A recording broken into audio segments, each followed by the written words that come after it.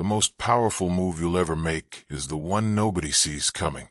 That single truth changes everything about how you approach success, discipline, and transformation. Right now, in this moment, you're about to learn something most people will never understand. Silence is not weakness. Silence is strategy. Silence is strength. And silence, when combined with relentless daily action, becomes the most dangerous weapon in your personal arsenal. In today's world, noise has become normal.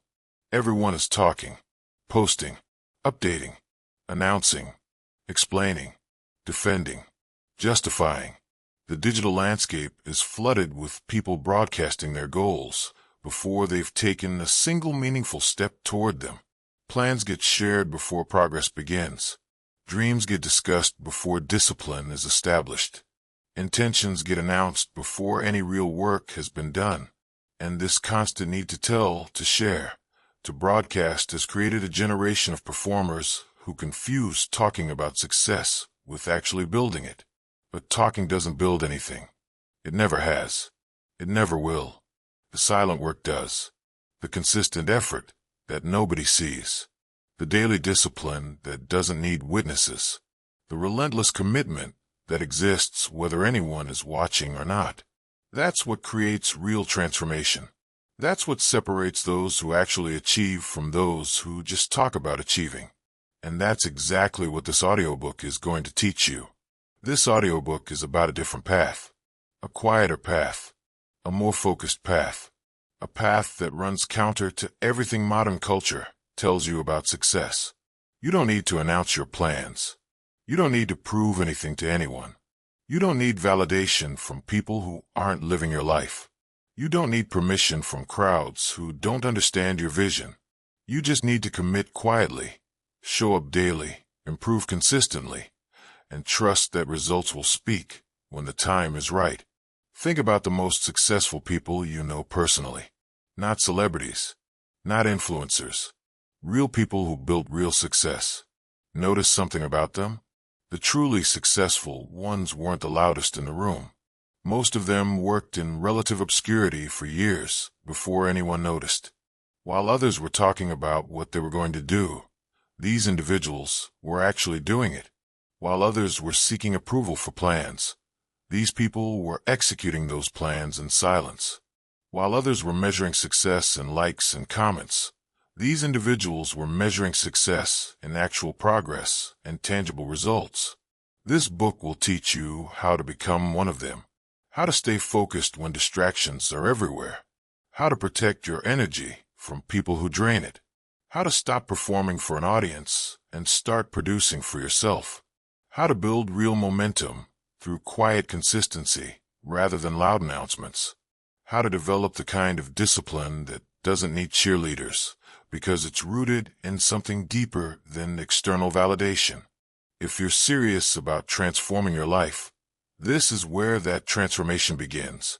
Not with a post, not with an announcement, not with a declaration to everyone who will listen, but with a quiet decision made in your own mind that from this moment forward, things will be different.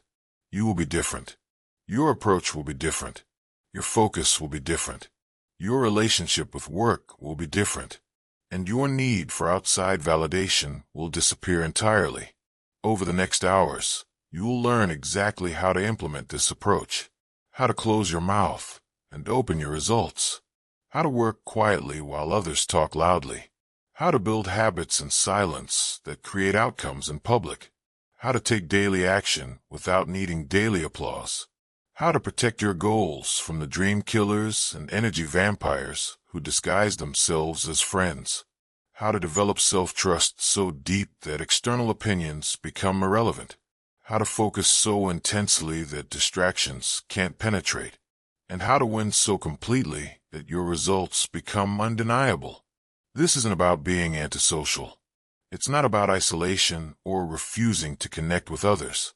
It's about understanding that your goals are too important to be shared with people who don't share your vision. It's about recognizing that your energy is too valuable to be spent explaining yourself to people who aren't invested in your success. It's about knowing that your time is too precious to waste on validation seeking when you could be using it for execution. The world doesn't need to hear about your intentions. It needs to witness your transformation. People don't need updates about your journey. They need to see your arrival. Your future self doesn't require an audience. It requires action. And action, real action, the kind that changes lives and builds legacies, happens in silence. It happens in the early mornings when no one is watching. It happens in the late nights when everyone else is sleeping. It happens in the consistent daily choices that nobody sees, but everybody eventually notices the results of. So if you're ready to stop talking and start building, this audiobook is for you. If you're tired of explaining your vision to people who don't understand it, this audiobook is for you. If you're done seeking validation from people who aren't even working on themselves, this audiobook is for you. If you want to develop the kind of quiet confidence that comes from knowing you're putting in real work regardless of who sees it, this audiobook is for you. The path forward is simple but not easy. It requires discipline when motivation fades. It requires consistency when excitement disappears.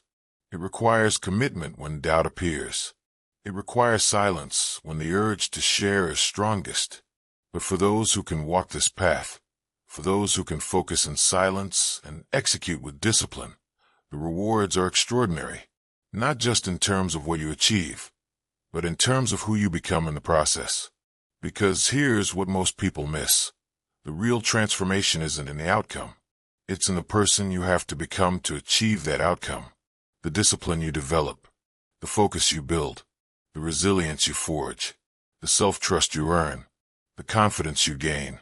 These internal transformations are far more valuable than any external achievement, and they only come through the kind of consistent, silent, dedicated work this audiobook is about to teach you. So let's begin. Let's start the journey from loud intention to quiet action, from seeking approval to earning results, from talking about change to embodying it, from needing witnesses to becoming the witness of your own transformation, from announcing plans to executing them, from performing success to building it.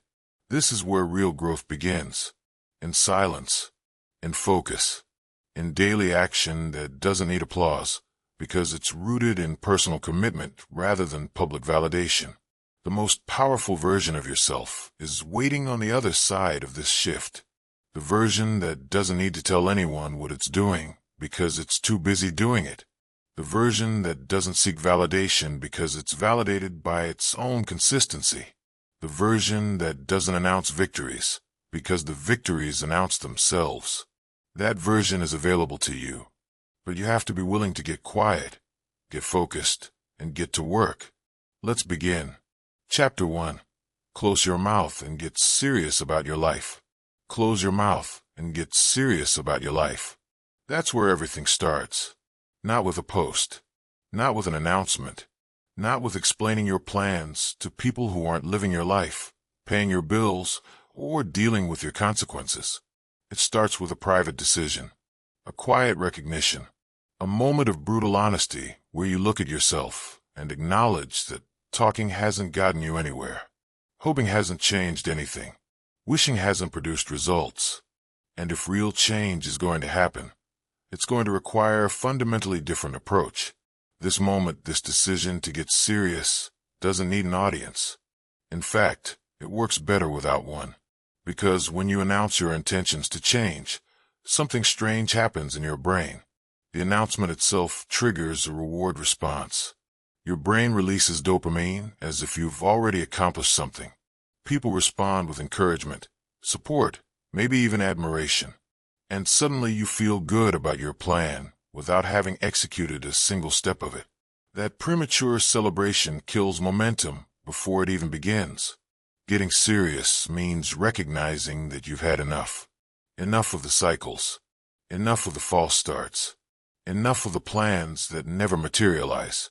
Enough of looking at your life and knowing it could be better, but not doing what's necessary to make it better. Enough of watching time pass while your potential stays locked inside you. Enough of making excuses that sound reasonable but produce nothing. Enough of staying comfortable when comfort is keeping you small. Most people spend more time talking about what needs to change than actually changing it. The conversations are endless. I really need to get in shape. I should start saving money. I'm going to learn that skill. I need to work on my business. These statements get repeated so often they become verbal habits rather than actual intentions. The saying becomes a substitute for the doing. And years pass with the same conversations happening, but nothing fundamentally different manifesting in reality. Do you know why this pattern persists? Because talking is easy. It requires no risk, no discomfort, no actual effort. Talking about change makes people feel like progress is happening even when it's not. It provides temporary relief from the guilt of not taking action.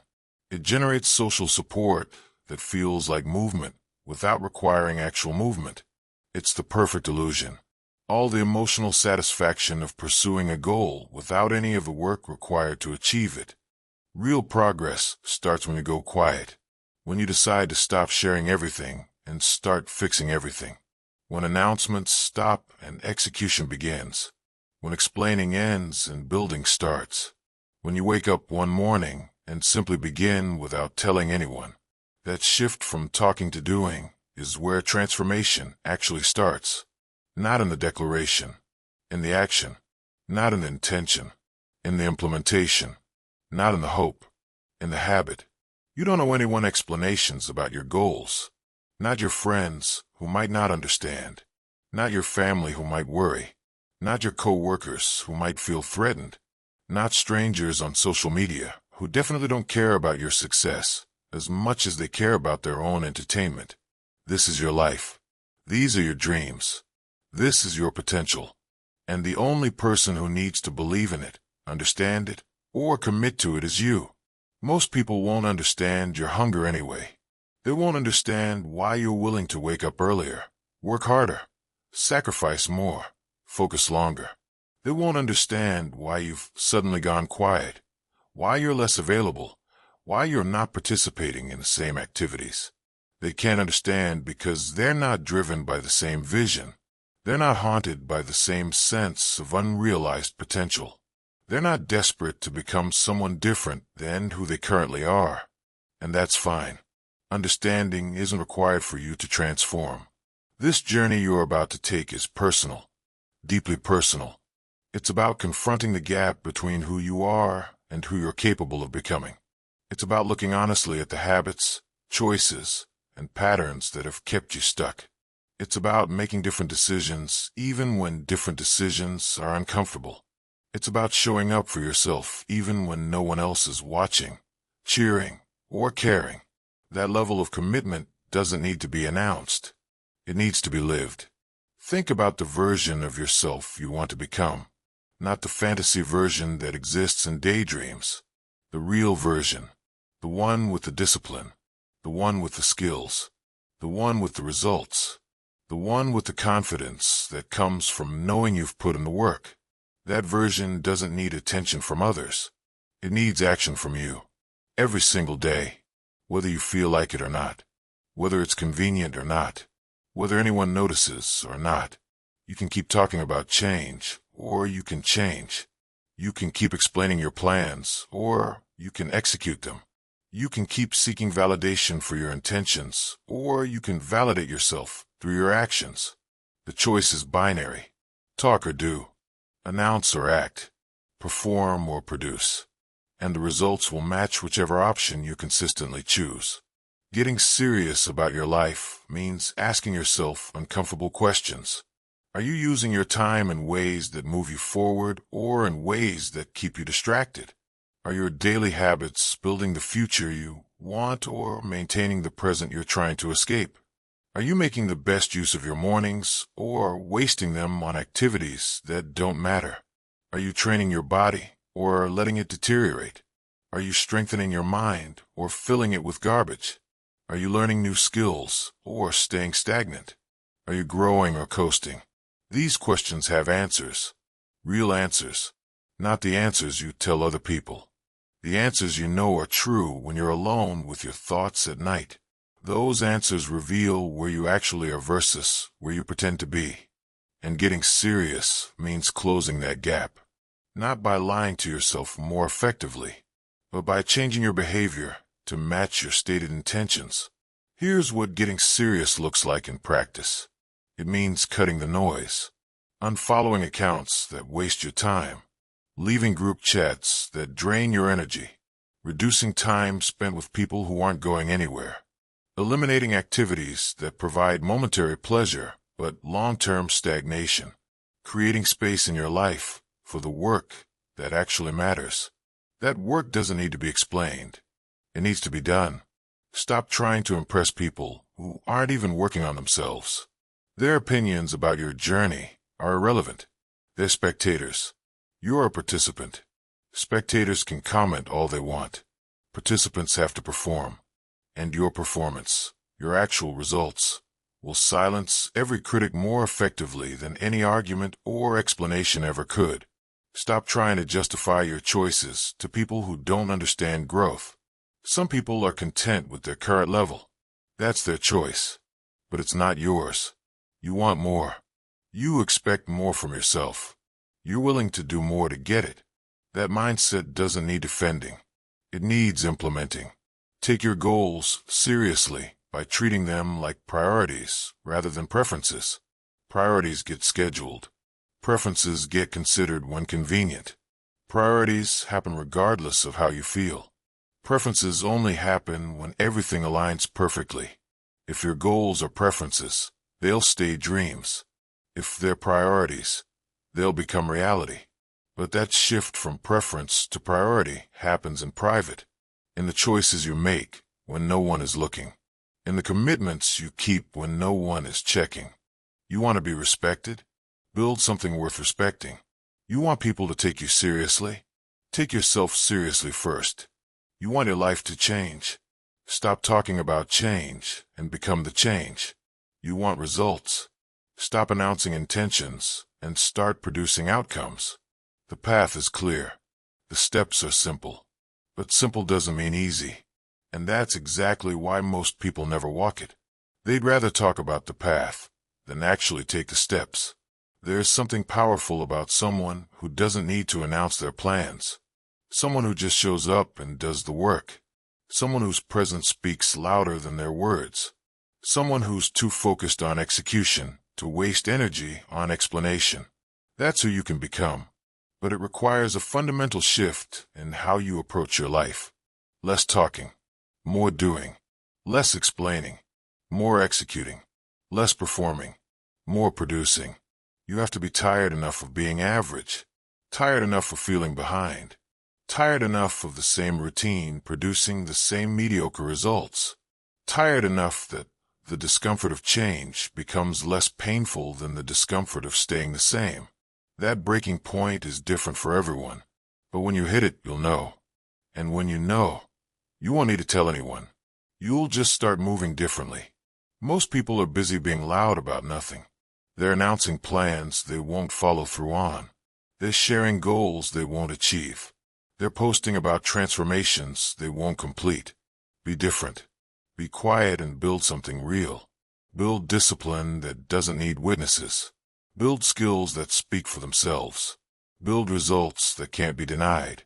Build a life that makes people wonder how you did it. And when they ask, you won't need to explain. Your results will answer for them. If you want to win in public, you need to fight in private. You need to do the work that nobody sees. You need to master the things that don't get likes. You need to put your head down and grind every single day without skipping, without complaining, without needing validation. Because this is your life. And no one is coming to save you. No one is going to hand you a better future. You have to earn it with effort, with focus, with consistency. It's not glamorous. Early mornings aren't glamorous. Consistent effort isn't glamorous. Delayed gratification isn't glamorous. Choosing work over entertainment isn't glamorous. But it's real. And it works. While others are chasing glamour, you can be building substance. While others are performing success, you can be creating it. While others are talking about change, you can be becoming it. So close your mouth. Get serious. Stop announcing. Start executing. Stop explaining. Start producing. Stop seeking approval. Start earning results. This is where your transformation begins. Not with a post, with a decision, a private commitment, a quiet determination, a relentless focus that doesn't need cheerleaders because it's rooted in self-respect. That's the foundation. Now let's build on it. Chapter 2. Work quietly on your goals every single day. Work quietly on your goals every single day. That statement sounds simple, almost boring, definitely unglamorous, but it's the exact formula that separates those who achieve significant results from those who just talk about achieving them. The difference between transformation and stagnation often comes down to this: consistent daily action performed in silence versus sporadic effort accompanied by constant updates. One approach builds momentum. The other wastes energy seeking validation. The problem with most people's approach to goals is that they want the results, but they don't want the boring, repetitive work that produces those results. Everyone wants the body. Nobody wants the daily workouts when they're tired. Everyone wants the business. Nobody wants the hours of unglamorous work that nobody sees. Everyone wants the skills. Nobody wants the repetitive practice that builds mastery. The gap between wanting and having is filled with consistent daily action. Action that doesn't need an audience. Action that happens whether anyone is watching or not. If you're serious about transforming your life, you have to treat your goals like they actually matter. Not just when you feel motivated. Not just when conditions are perfect. Not just when someone is watching. Every single day. Because life doesn't reward sporadic effort. It doesn't care about your intentions. It responds to your actions. And actions, when repeated consistently over time, compound into results that seem impossible to people who don't understand the power of daily discipline. Think about what consistent daily action actually means. It means showing up on the days you don't feel like it, working when you're tired, staying focused when you're bored, choosing the important task over the easy one, making progress when progress feels invisible, trusting the process when you can't see results yet. This isn't exciting. This won't get likes on social media. This doesn't feel like winning. But this is exactly what winning looks like in the early stages.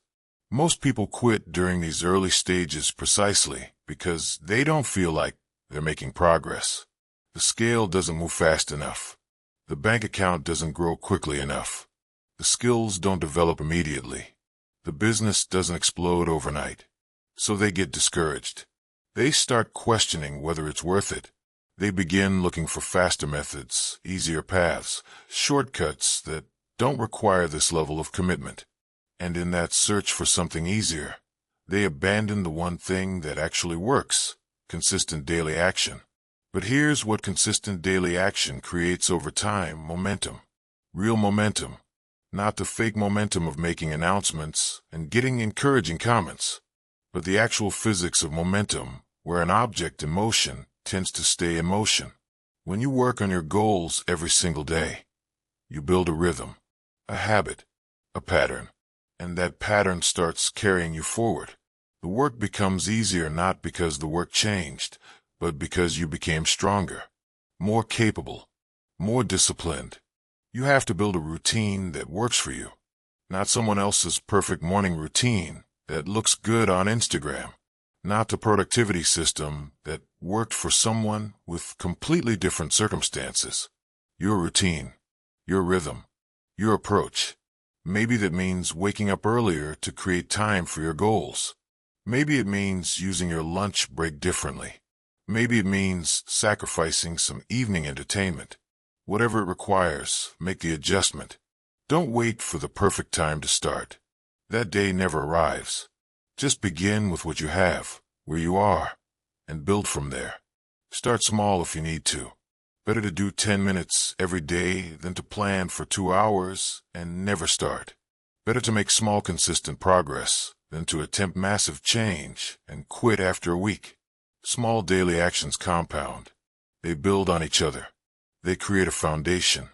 And once that foundation is solid, you can build bigger.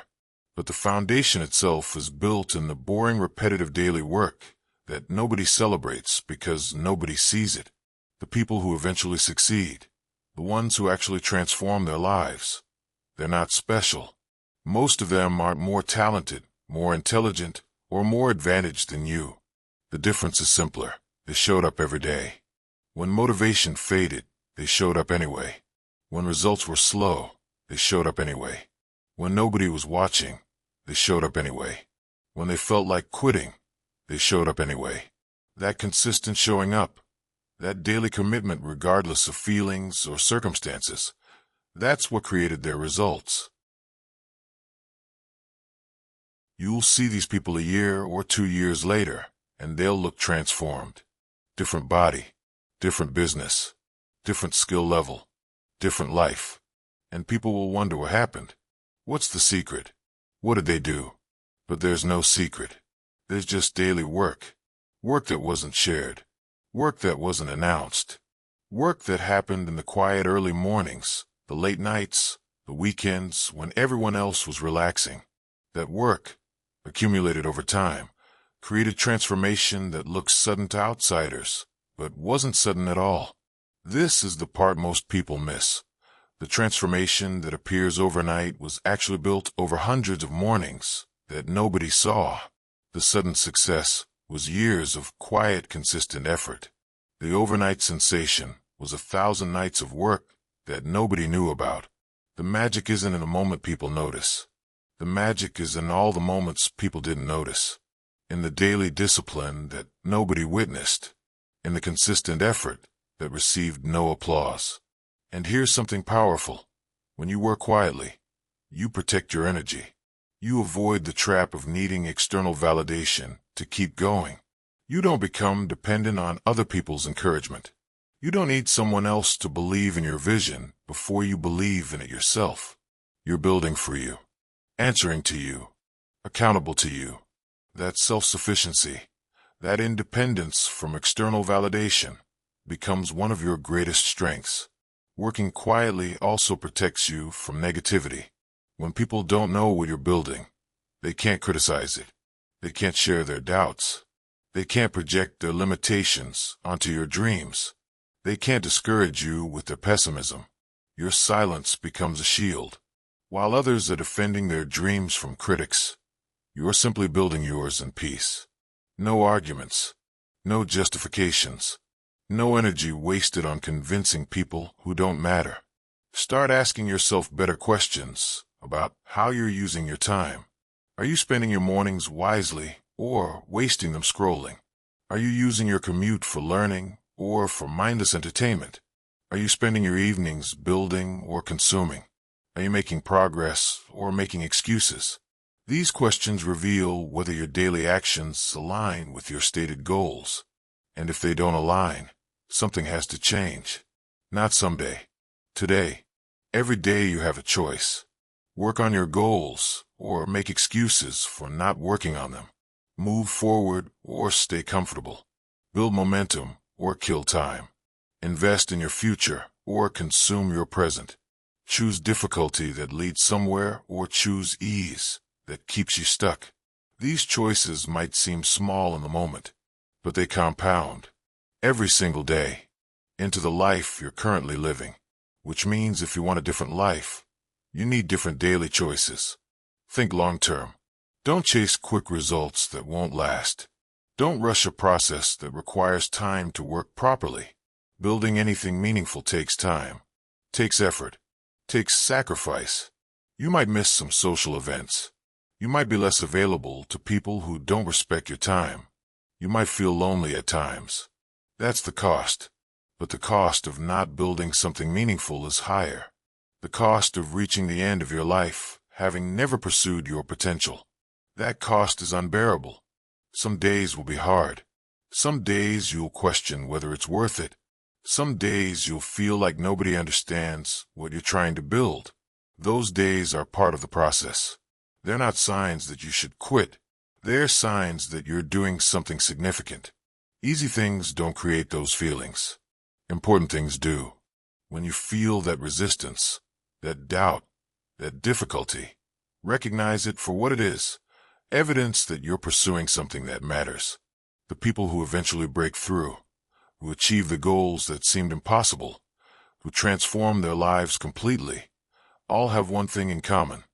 They kept going, not because it was easy, not because they felt like it every day, not because everyone supported them.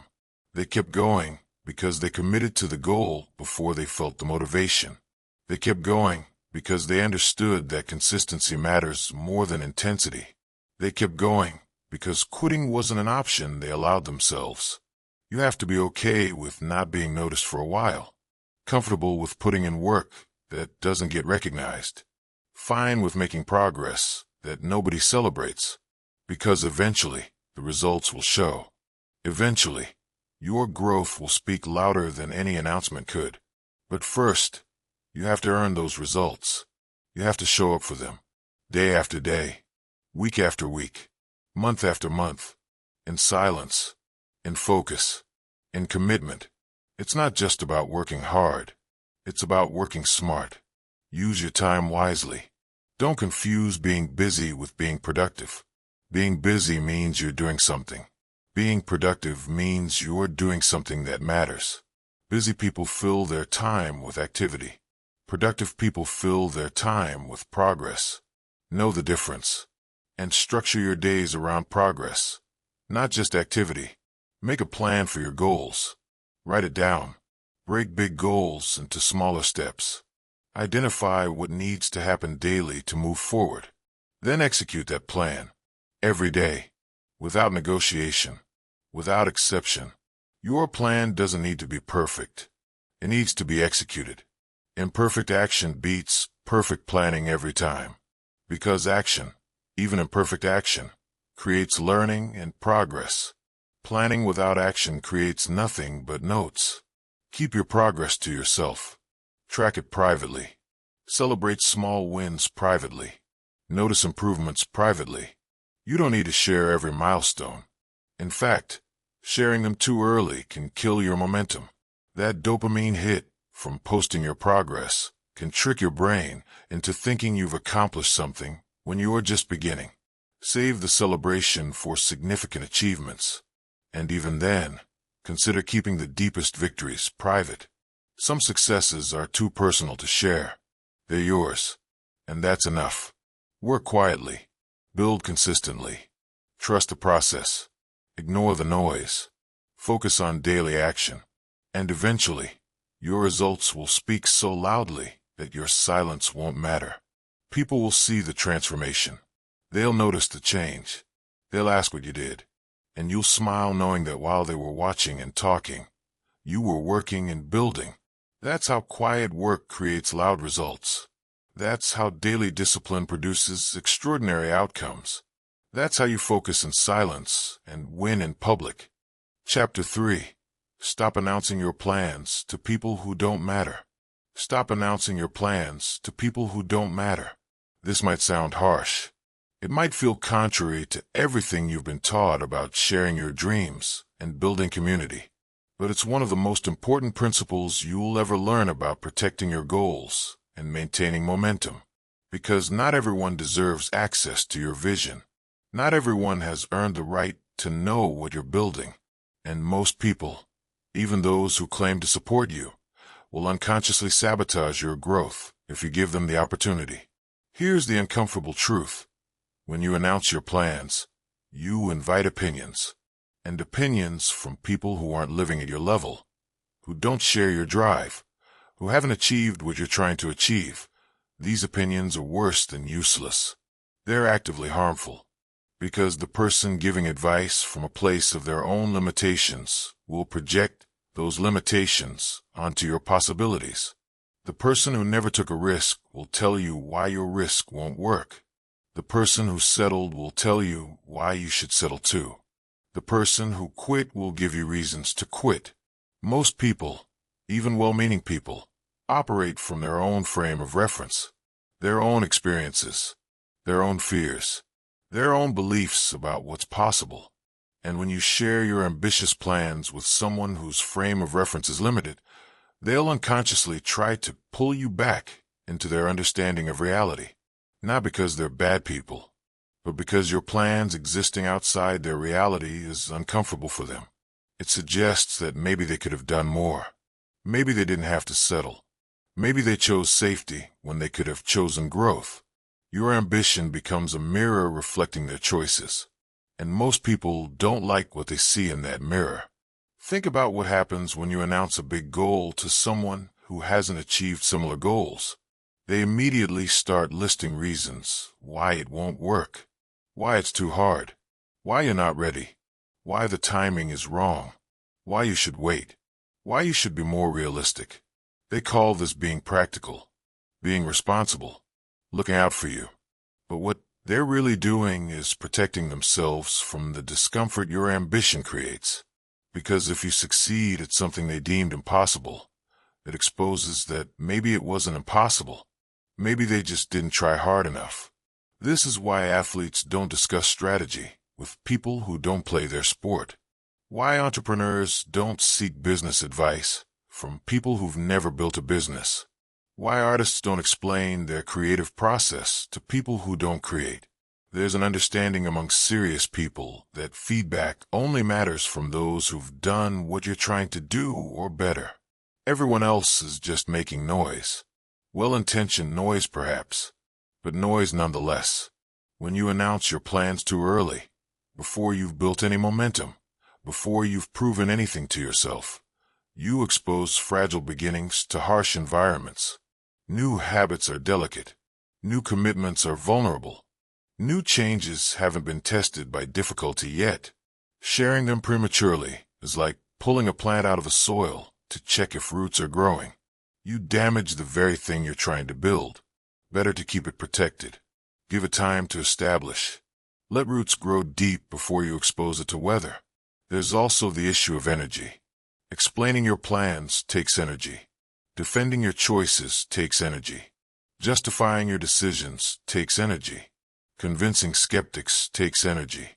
Energy that could be used for actual work, for actual progress, for actual execution. But instead it gets spent on conversations with people who probably won't remember what you said a week from now. Meanwhile, that energy expenditure leaves you drained when you actually need to do the work. You've spent your momentum talking instead of building. And here's something insidious. Announcing plans can give you a false sense of accomplishment. Your brain doesn't distinguish well between talking about doing something and actually doing it. When you tell someone your plan and they respond positively, your brain releases dopamine. You feel good. You feel like you've made progress. But you haven't. You've just shared an intention. The actual work hasn't begun. Yet your brain is already rewarding you. This makes it easier to not follow through because you've already gotten the emotional payoff. You've already felt successful without doing anything. Research actually backs this up. Studies show that when people announce their goals publicly, they're less likely to achieve them. The announcement itself creates a premature sense of completeness. The brain mistakes social recognition of your plan for actual achievement of your goal. This is why so many people loudly announce New Year's resolutions, but quietly abandon them by February. The announcement felt good enough that the actual achievement became less necessary. So who should you tell about your plans? A very short list. People who've achieved what you're trying to achieve. People who are currently on a similar path. People who have consistently demonstrated support through action, not just words. People who've earned your trust through their own discipline and results. That's it. Everyone else doesn't need to know. And honestly, they don't actually care as much as you think they do. They're focused on their own lives. Your announcement is briefly interesting to them. Then they forget about it and move on. Consider also that some people will actively work against you. Not obviously, not overtly, but subtly, through doubt disguised as concern, through limitations disguised as realism, through discouragement disguised as practicality. These people feel threatened by your growth. Your success would make them uncomfortable because it would highlight their lack of success. So they unconsciously try to keep you at their level.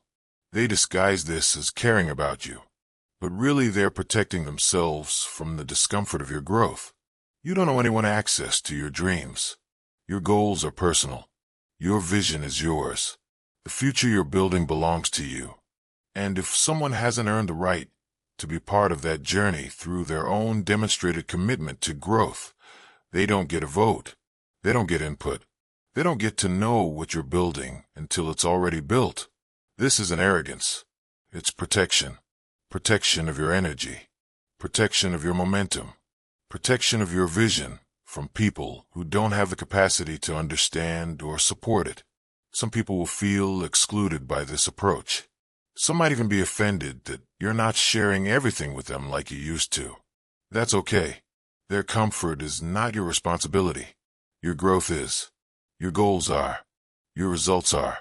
If maintaining relationships requires you to sacrifice your ambitions, those relationships aren't serving you. Real relationships, healthy relationships, support your growth even when they don't understand it. They trust you to know what's best for your life, even when your choices don't make sense to them. This doesn't mean you become cold or disconnected. It means you become selective. Selective about who gets access to your inner world. Selective about who gets to speak into your decisions. Selective about who gets to know what you're building. Not everyone earns that privilege. And giving it to people who haven't earned it is how dreams die. How goals get abandoned. How potential gets wasted. Stop explaining yourself to people who aren't qualified to understand. The person who's never built anything won't understand why you're working so hard to build something. The person who's never sacrificed comfort won't understand why you're choosing difficulty. The person who's never delayed gratification won't understand why you are not enjoying your present. Stop trying to make them understand. They're operating from a different framework, and your attempts to bridge that gap are draining your energy.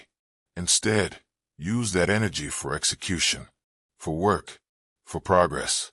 While others are talking about plans, you're executing plans.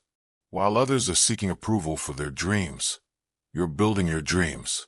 While others are explaining why they're changing, you're just changing. That difference, that shift from explaining to executing, is what separates those who transform their lives from those who just talk about transformation. Keep your plans private. Work in silence. Build in obscurity. Let your results speak when you're ready to share them. And when you do share results, notice something. People respect actual achievements far more than they respect announced intentions. The person who lost 50 pounds without posting their journey gets more respect than the person who posted about their diet every day. The person who built a successful business in silence gets more respect than the person who live-streamed their startup journey. Results command respect. Announcements request attention. Know the difference. Your future self will thank you for the discipline of silence, for the protection of your energy, for the wisdom of keeping your plans away from people who couldn't help you build them. That future self, the one who achieved the goals, who became the person, who built the life, that version exists because you understood something critical. Not everyone gets to know what you're doing, and that's exactly how it should be. Chapter 4. Build habits without sharing them. Build habits without sharing them. This is where lasting transformation happens. Not in the announcement of new habits, not in the public declaration of change, but in the private, consistent, unannounced repetition of behaviors that compound over time into completely different results. Habits are the foundation of everything you'll ever achieve. And like any foundation, they need to be built solid before you build anything on top of them.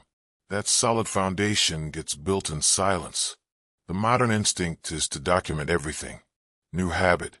Post about it. Making a change. Share it. Starting a routine. Tell everyone. This instinct is killing people's progress. Because the moment you share a new habit, you've invited accountability from people who probably don't have the habits you're trying to build. You've created an audience for something that should be private. You've turned personal growth into performance.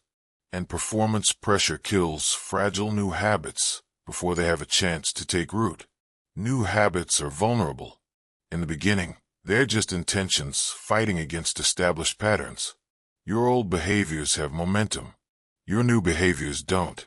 Every time you choose the new behavior over the old one, you're building a little bit of momentum for the new pattern. But that momentum is delicate. It can be disrupted by external pressure, by judgment, by having to explain yourself when you're not even sure the habit will stick yet. When you build habits in private, you protect them during their most vulnerable phase. Nobody knows you're trying to wake up earlier, so nobody comments when you sleep and occasionally during the adjustment period. Nobody knows you're working on your discipline, so nobody mocks you when you struggle. Nobody knows you're changing your diet, so nobody tempts you with foods you're avoiding. That privacy creates space for imperfection, space to struggle, space to figure things out without an audience watching and judging every step. Habits become part of your identity through repetition, not through declaration. You don't become a morning person by announcing you're becoming a morning person. You become a morning person by waking up early repeatedly until it feels normal. You don't become disciplined by posting about discipline. You become disciplined by choosing discipline over comfort repeatedly until choosing discipline is your default. Identity changes through action. Private, repeated, consistent action, not through announced intentions. Think about how this works practically. Someone decides to start working out. They post about it, get encouragement, feel good. Then they miss a workout. Now they have to either admit the miss publicly or lie. Neither option helps the habit. If they admit it, they face judgment or have to explain. If they lie, they damage their integrity. Either way, the external pressure has made the habit harder to maintain, not easier. But if nobody knew about the habit, missing one workout is just information, an adjustment point, not a failure, not something to explain or defend, just data about what needs to change for consistency to happen. The same principle applies to any habit. Building a reading habit? Don't post your reading list. Just read. Developing better eating habits? Don't document every meal. Just eat better. Working on your morning routine? Don't share your schedule. Just follow it. Creating a meditation practice? Don't track it publicly. Just practice. The habit itself is what matters, not the performance of the habit for an audience that probably isn't even maintaining the habits you're trying to build. When you keep habits private, something powerful happens. You build self-trust. Every time you keep a private commitment to yourself, you prove to yourself that your word means something. Not your word to others, your word to yourself. That internal integrity, that self-trust, becomes more valuable than any external validation, because self-trust is what carries you through difficulty. External validation evaporates when things get hard. Self-trust doesn't. Self-trust says, I've done this before when it was hard. I can do it again. Building habits privately also removes the temptation to quit when people stop noticing. If you build a habit publicly, you get attention for it initially. People comment, encourage, notice. But eventually, the novelty wears off. People stop commenting. The attention fades. And if you were doing the habit for attention, even unconsciously, your motivation disappears when the attention does. But if you built the habit privately, the attention was never there. So its absence can't demotivate you. You're doing it for you. And that motivation doesn't fade when external interest does. Privacy also allows for flexibility. Publicly committed to a specific routine, now you're locked into that routine even if you discover it doesn't work for you. But privately building habits, you can adjust, experiment, find what actually works without having to explain why you changed approaches. This flexibility is crucial because the most effective habit structures are personal. What works for someone else might not work for you. You need space to figure out your own system. Public habits don't give you that space. Private habits do. Consider also the psychological principle of reward substitution. When you announce a habit and get positive feedback, your brain gets a reward. But that reward was meant to come from actually doing the habit, from completing the workout, from finishing the book, from sticking to your routine. By announcing it, You've given your brain the reward prematurely. This makes it less likely you'll follow through because your brain already got what it wanted, positive attention. But when the habit is private, the reward can only come from actual completion, from actual follow-through.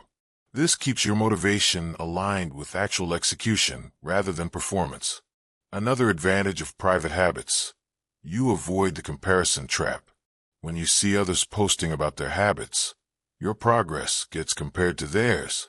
They're on day 100. You're on day 5. They're running 10 miles. You're running 1. They're reading a book a week. You're still finishing your first. These comparisons are demotivating even though they're meaningless. Everyone's on their own timeline. Everyone's starting from different baselines. But when you see others' public progress, your brain can't help but compare. And comparison usually leads to discouragement. When your habits are private, you're only competing with yourself. Yesterday's version of yourself. That's the only comparison that matters. Privacy also protects your habits from sabotage. Not everyone will support your growth. Some people, even people close to you, will feel threatened by your changes. Your new habits might make them uncomfortable because those habits highlight their lack of similar habits. If they know what you're doing, they can undermine it, tempting you with things that break your habits, mocking your commitment, questioning whether it's really necessary. But if they don't know what you're building, they can't interfere. Your silence becomes protection. The most successful people understand this principle deeply. Most serious athletes don't post their entire training regimen. They train in private, build in private, and perform in public. Successful entrepreneurs don't live stream their entire business building process. They work in private, build in private, and launch in public. Writers don't post every chapter as they write it. They write in private, revise in private, and publish when it's ready. Pattern recognition here: build privately, share results publicly, not the other way around. You don't need witnesses for your habits. You need repetition. You need consistency. You need time. You need privacy to make mistakes and adjust. You need protection from external pressure while your habits are still forming. All of this happens better in silence than in the spotlight. So commit to building your habits in private. Track them privately if you need tracking. Celebrate small wins privately. Notice progress privately. Keep the whole process between you and yourself. When your habits become solid, when they're truly part of who you are, people will notice without you saying anything. They'll see the results. They'll notice you're different. They'll ask what changed. And at that point, you can share if you want. But you won't need to, because by then, your habits will have transformed into identity. You won't be someone trying to wake up early. You'll be a morning person. You won't be someone trying to eat healthy. You'll be someone who values health. You won't be someone building discipline. You'll be disciplined. The habits will have become who you are. And who you are doesn't need announcement. It just is. So build in silence. Develop habits in private. Change yourself away from the spotlight. And let your transformed life speak when you're ready to share it. That approach works. It always has. Because habits aren't built through performance. They're built through repetition. And repetition happens most effectively when nobody's watching. When there's no pressure to perform. When you can just be you, working on becoming better, one private repetition at a time. Chapter 5. Protect your energy from dream killers. Protect your energy from dream killers. This isn't optional if you're serious about transformation. Your energy is the most valuable resource you have. More valuable than time. More valuable than money. More valuable than talent.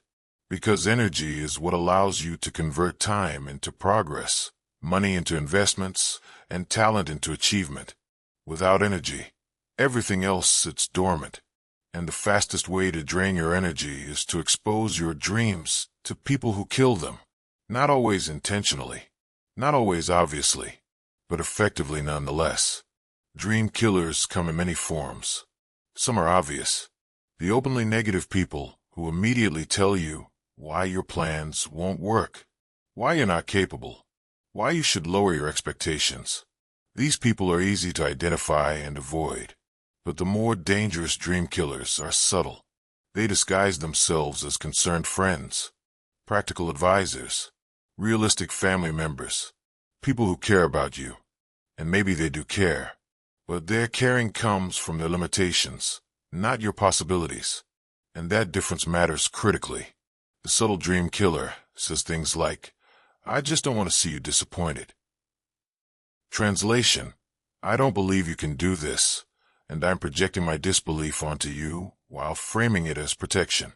Or they say, "Have you really thought this through?" Translation: I think you're being impulsive and foolish, but I'm phrasing it as a question so it sounds reasonable. Or they say, "Maybe you should have a backup plan." Translation: I expect you to fail, and I want you to expect failure too, so that when it happens, I can say I warned you. These statements feel like wisdom. They sound practical. They seem to come from a place of caring. But examine what they actually do. They introduce doubt. They plant seeds of failure. They frame your dreams as risky rather than worthwhile. They shift your focus from possibility to problems. And all of this drains your energy. Suddenly, you're not energized by your vision.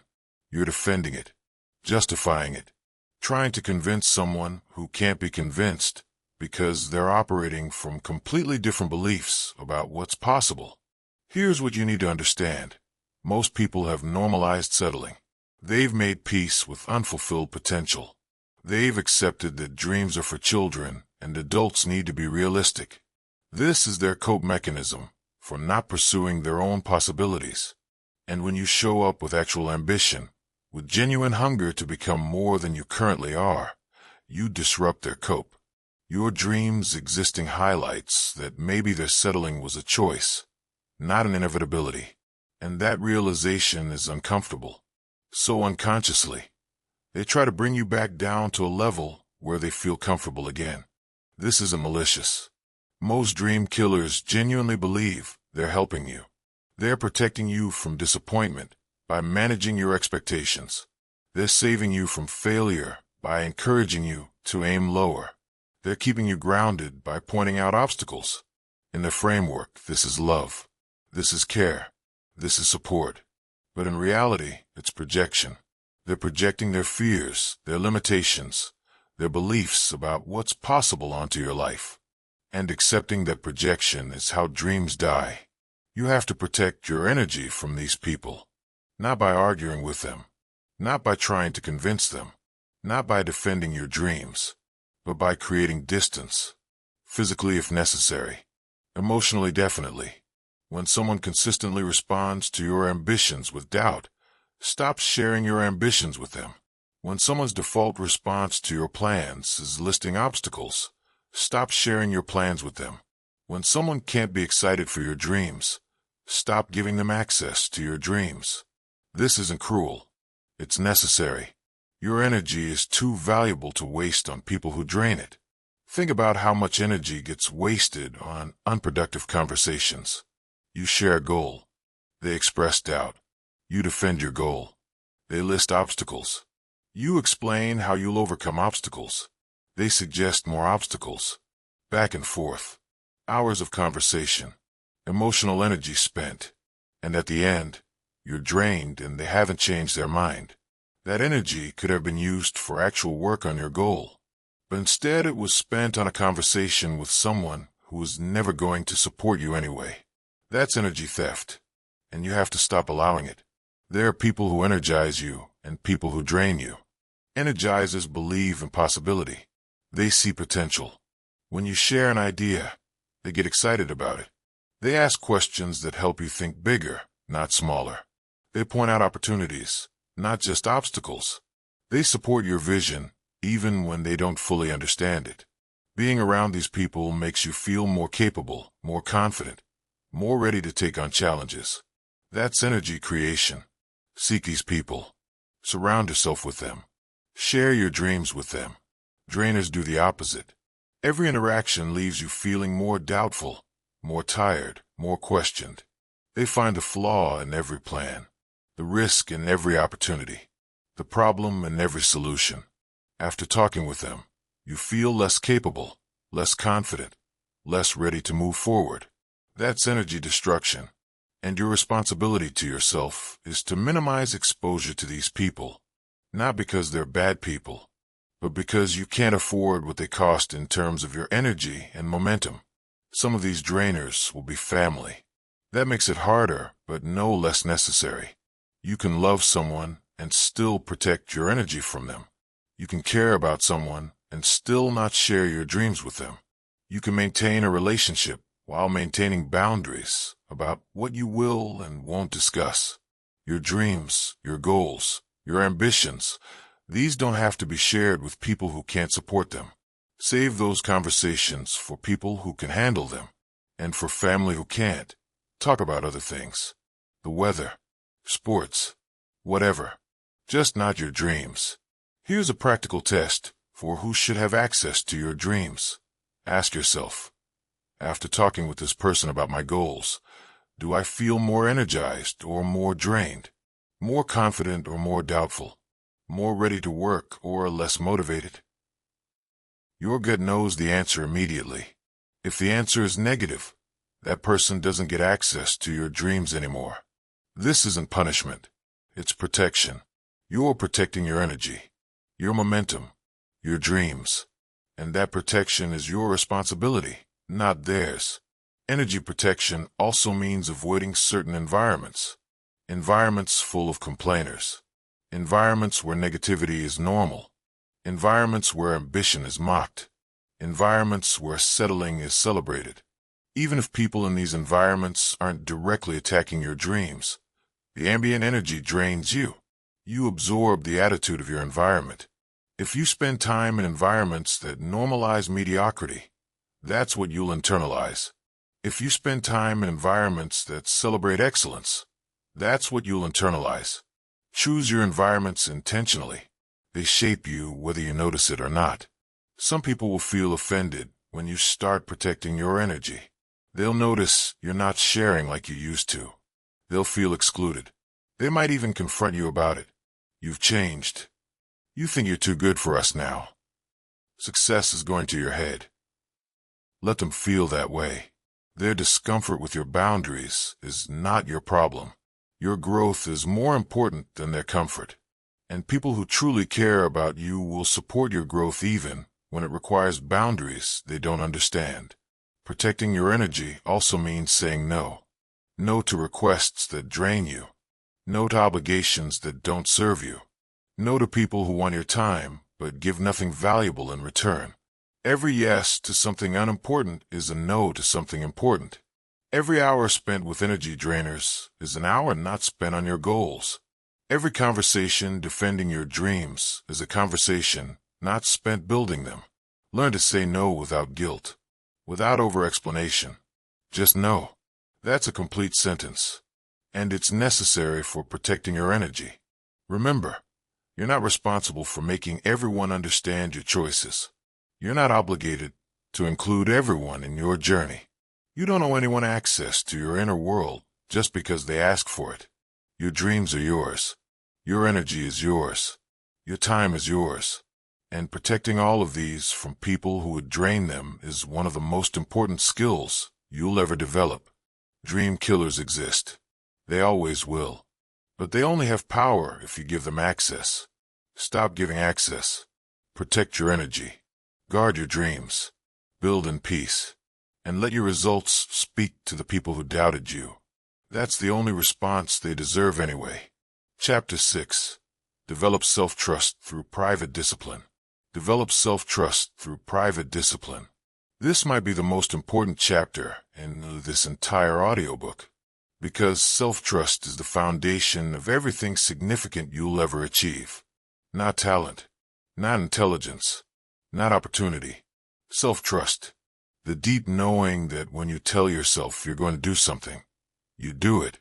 When you make a commitment to yourself, you keep it. When you set a standard, you maintain it.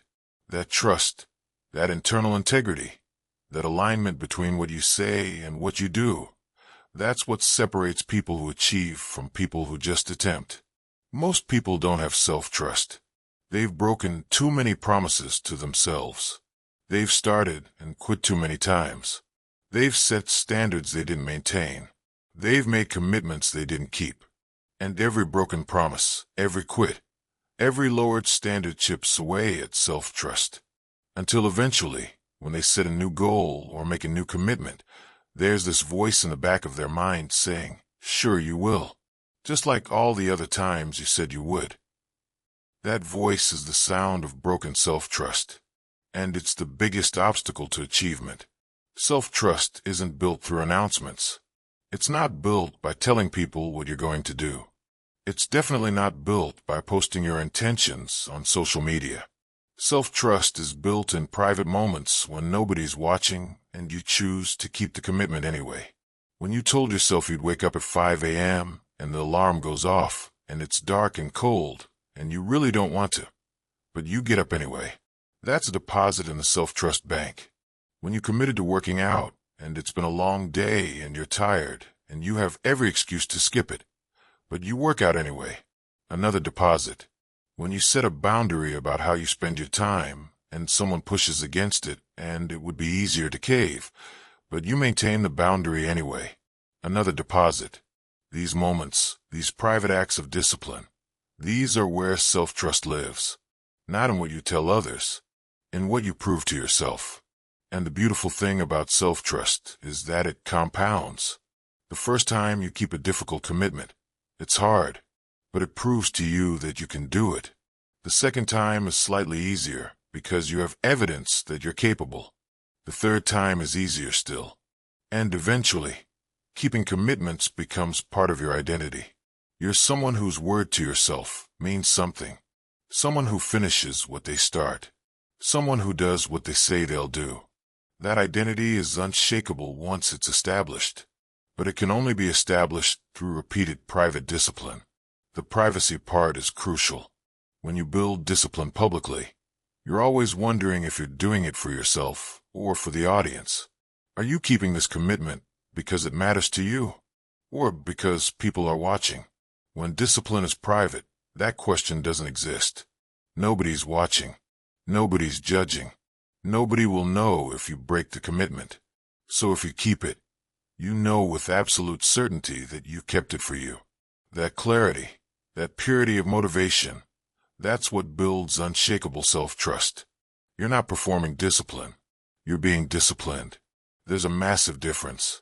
Private discipline also allows for course correction without public failure. You committed to something. You try it. It doesn't work. Publicly, that's failure. People saw you commit. They saw you not deliver. Now there's judgment, explanation, defending. But privately, it's just feedback. Nobody knew you were trying that approach. So nobody knows you need to adjust. You simply try a different approach. No announcement needed. No explanation required. This freedom to adjust, to experiment, to fail and try again without an audience. This is critical for building anything worthwhile. Because the path to success is never linear. It's full of adjustments and course corrections. And those happen far more easily in private than in public. Consider what happens to self-trust when you repeatedly make public commitments and fail to keep them. First, you lose credibility with others. But that's not the real damage. The real damage is that you stop believing yourself. When you tell yourself you're going to do something new, that voice kicks in. Right, like how you were going to do that other thing, and that thing, and that thing. You don't follow through. Why should this time be different? That voice is self-doubt born from broken self-trust.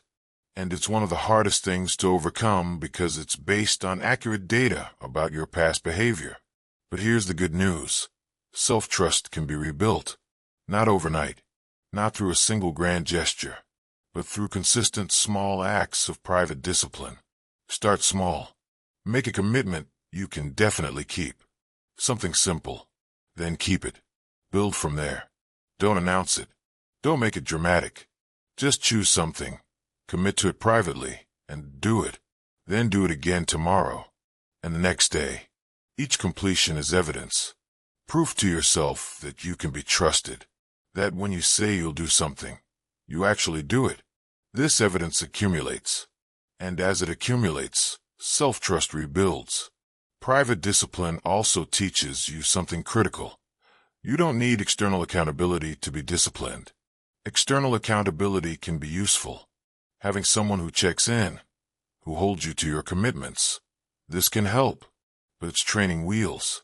Real discipline, deep discipline, the kind that lasts, doesn't depend on external accountability.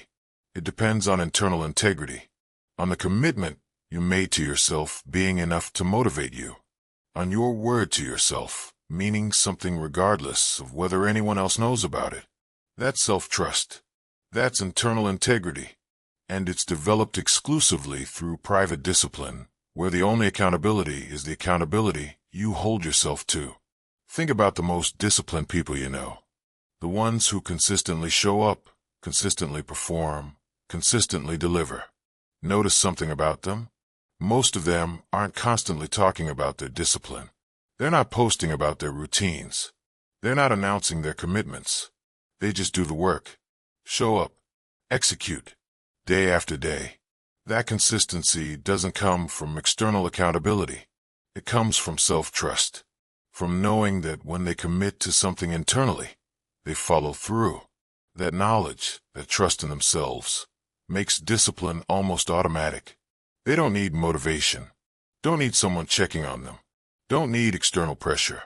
Their internal commitment is enough.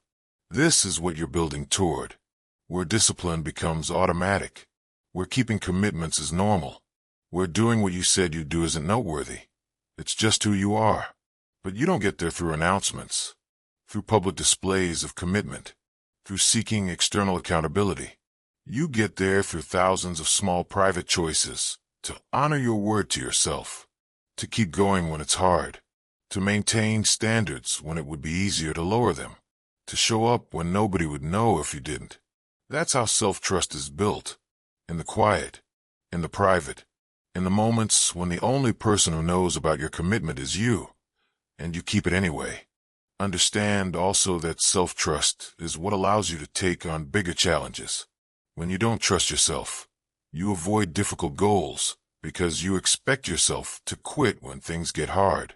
But when you do trust yourself, when you have years of evidence that you follow through even when it's difficult, you can take on challenges that would terrify other people because you know something they don't. You know you'll finish. You'll figure it out. You'll persist.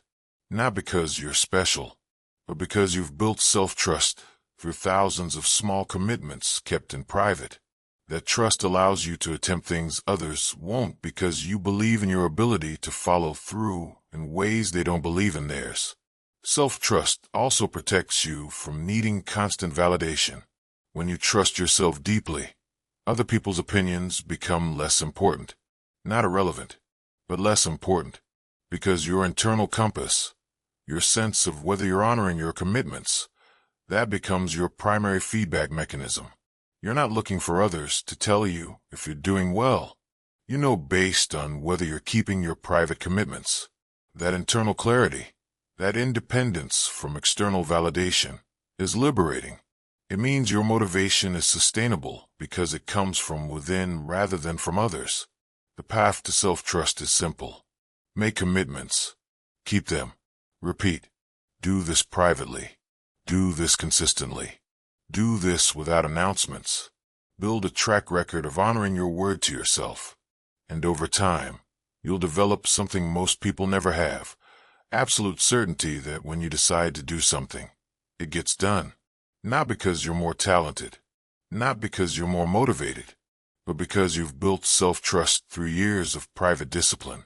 And that self-trust, once established, becomes the foundation for achieving anything you decide is important. Build it in private. Build it through discipline. Build it through keeping commitments when nobody's watching.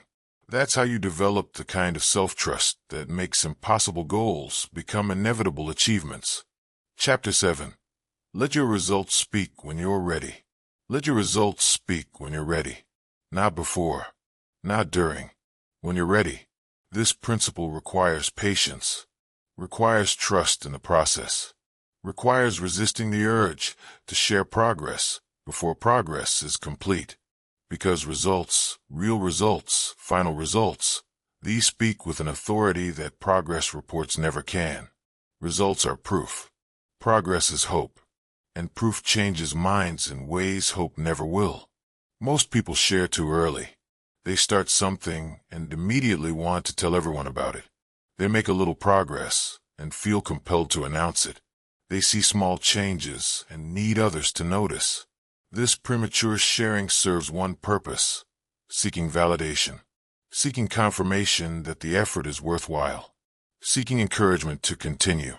But here's what actually happens. Premature sharing dilutes the impact of the final result. When people watch your entire journey, seeing every struggle and setback, the final achievement feels less impressive. But when people see you at point A, then don't see you for months, then see you at point Z, that transformation has impact. That change demands respect. That result speaks in ways that documented progress never can. Think about how movie trailers work. They don't show you every scene. They don't explain every plot point. They show you enough to create interest, to make you want to see the full picture. Your transformation should work the same way. People see you before.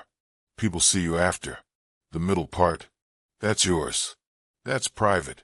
That's the work that nobody needs to witness. And when they see the after without seeing the middle, the result is far more impressive than if they'd watched every step. Results also speak with finality. When you announce a goal, it's aspirational. When you announce progress, it's hopeful. But when you announce a result, it's factual, undeniable, complete.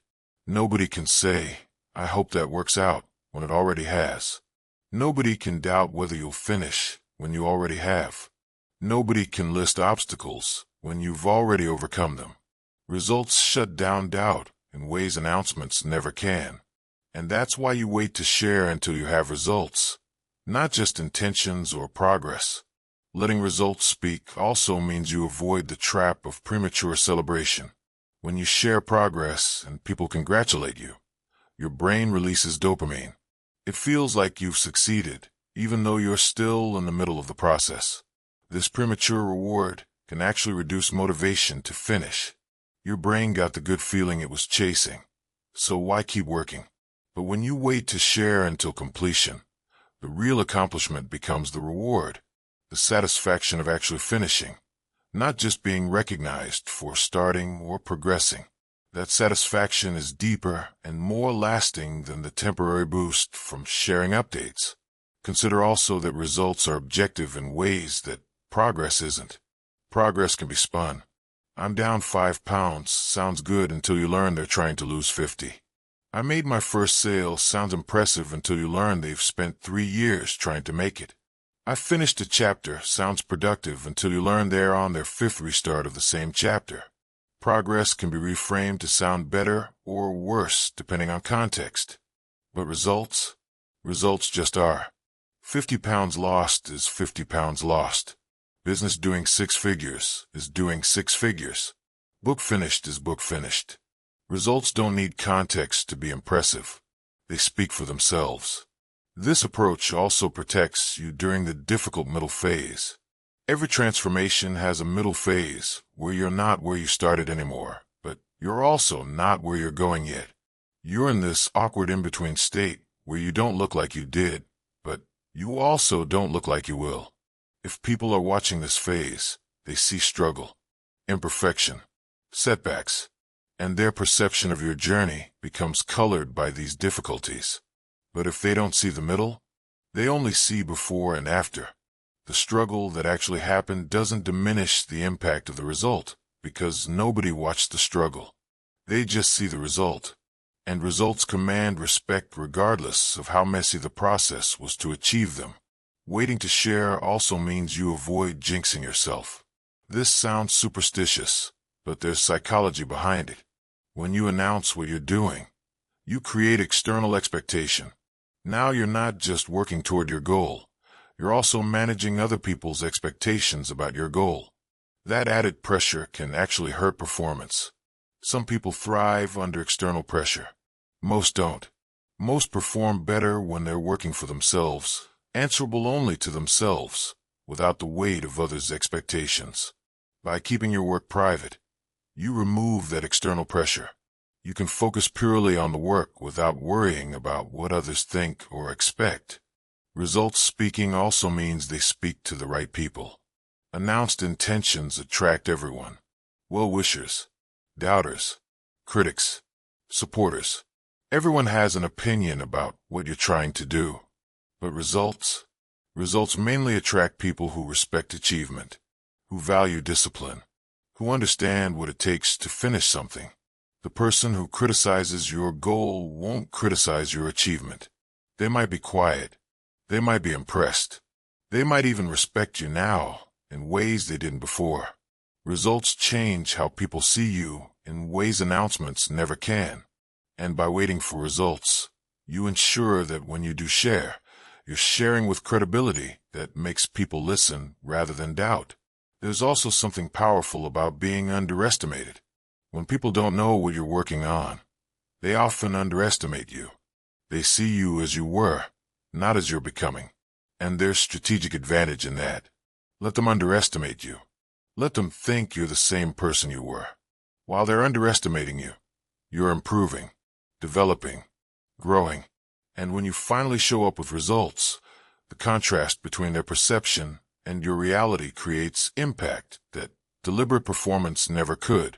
You didn't tell them you were changing. You just changed. That surprise factor, that gap between expectation and reality, makes your transformation more memorable than if they'd watched it happen gradually. Patience is required for this approach. The urge to share will be strong, especially in the beginning when you're excited, especially when you see early progress, especially when something worth sharing happens. You want to post it, tell someone, share the win. Resist that urge. Not forever. Just until the result is complete, until the goal is achieved, until the transformation is done. Then share, but not before. Because every early share is a pressure release valve. It lets out steam that should be building toward the final result. Keep that pressure building. Let it all release at once when you have something complete to show. Understand also that by waiting, you build anticipation in yourself.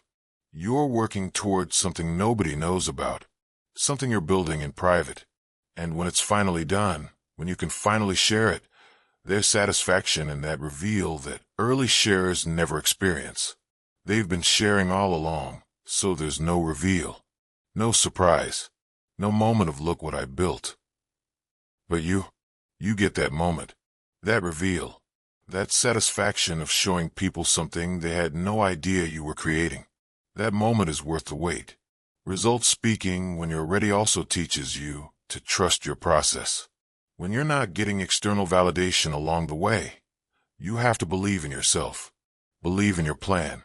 Believe that the work you're doing will lead to results even though nobody's confirming that belief. That self-reliance, that trust in your own judgment and process becomes a strength. You stop needing others to tell you if you're on the right track. You know based on whether you're following your plan and seeing personal progress. External confirmation becomes unnecessary, and that independence, that self-trust, is one of the most valuable outcomes of this approach. When you're finally ready to share, when the result is complete, notice how different the conversation is. Instead of "I'm trying to," or "I'm working on," or "I hope to," you get to say "I did." Past tense, completed, achieved. That's a different energy entirely. Nobody can doubt what's already done. Nobody can list obstacles you've already overcome. Nobody can suggest it might not work when it already has. The conversation shifts from questioning to respect, from doubt to acknowledgement, from skepticism to recognition. That's the power of letting results speak. They speak with authority that announcements and progress reports never have. So do the work. Build in private. Complete the transformation. Then, when you're ready, let your results speak. They'll say everything that needs to be said, and they'll say it with an authority that silences every doubt anyone ever had. Chapter 8. Stay focused when everyone else is distracted.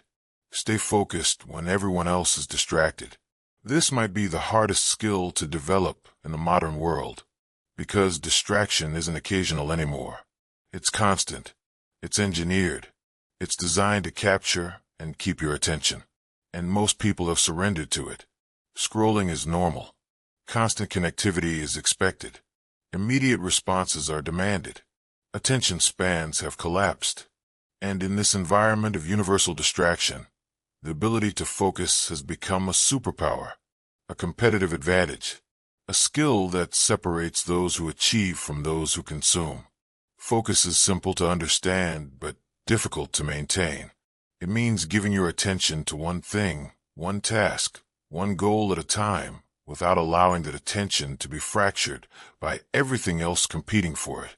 Simple concept, difficult execution, because distraction feels productive, feels necessary, feels like connection, but it's not. It's consumption disguised as engagement. And every minute spent consuming is a minute not spent creating, not spent building, not spent moving toward your goals. Most people don't even realize how distracted they are. They think they're focused. They're working on their goal. But then their phone buzzes. They check it, respond to a message, see a notification, click it, watch a video, check another app, reply to something else, look back at their work, try to remember where they were. That cycle repeats constantly, and they wonder why progress is slow, why they're always busy but never finishing anything, why they're tired despite not accomplishing much. Fragmented attention. That's why. They're spending energy constantly switching between tasks rather than completing any of them. Real focus looks different.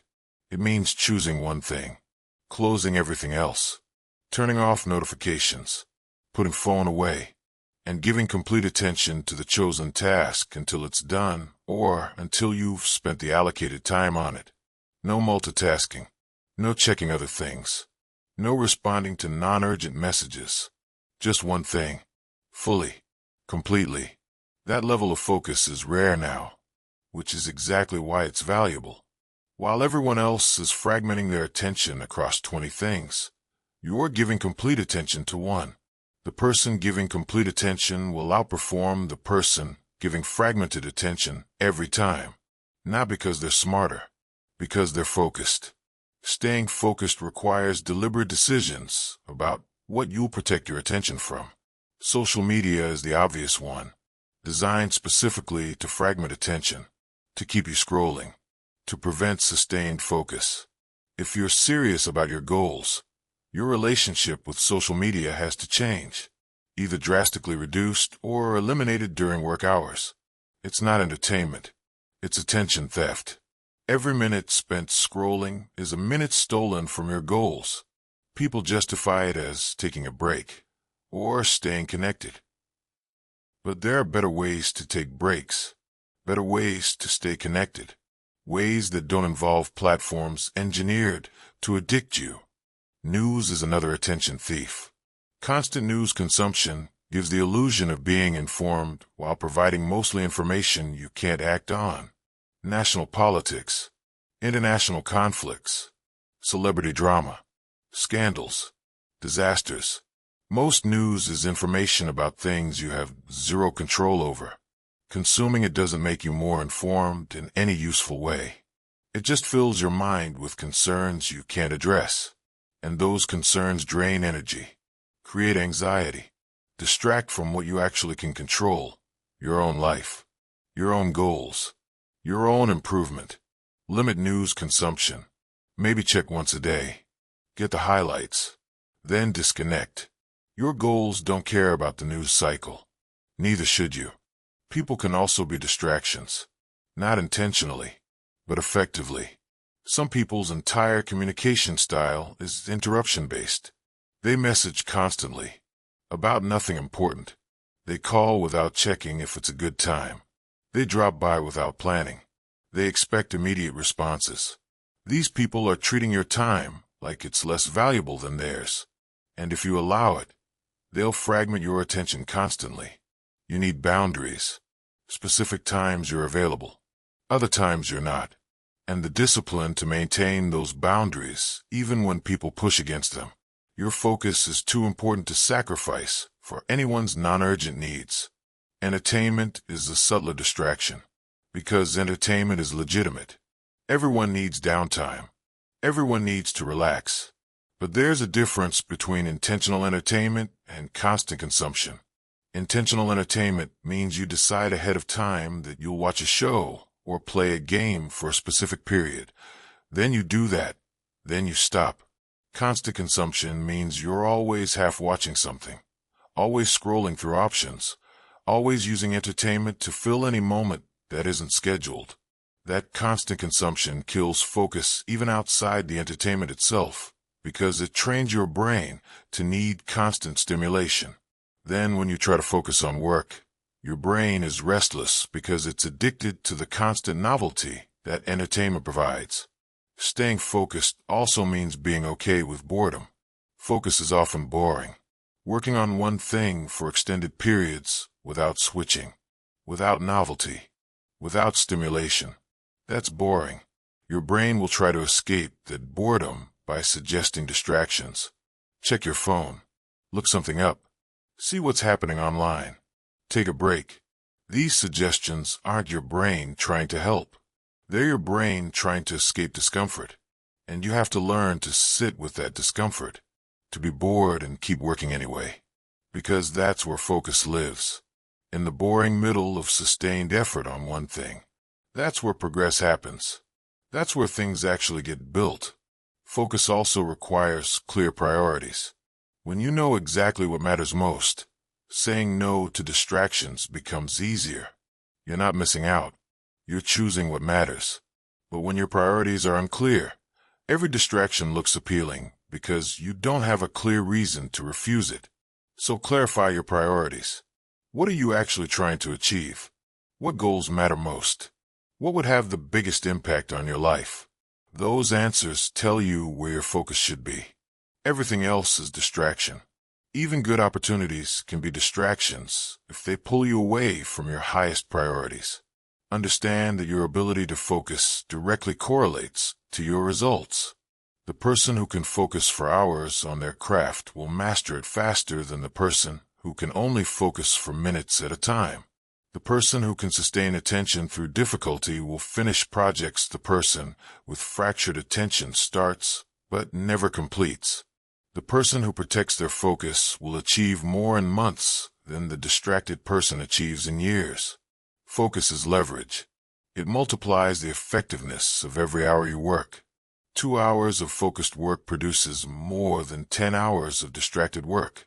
That's not exaggeration. That's reality. And if you're currently producing distracted work, you're leaving massive amounts of potential productivity unrealized. Here's a practical approach to building focus. Start with focused blocks. Pick a task. Set a timer for 25 minutes.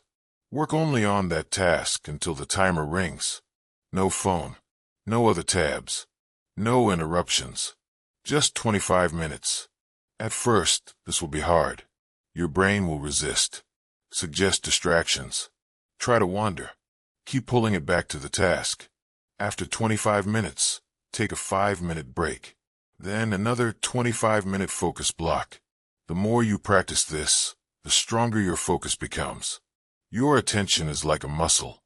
It gets stronger with use, but it has to be challenged. Distracted work doesn't challenge it. Focus blocks do.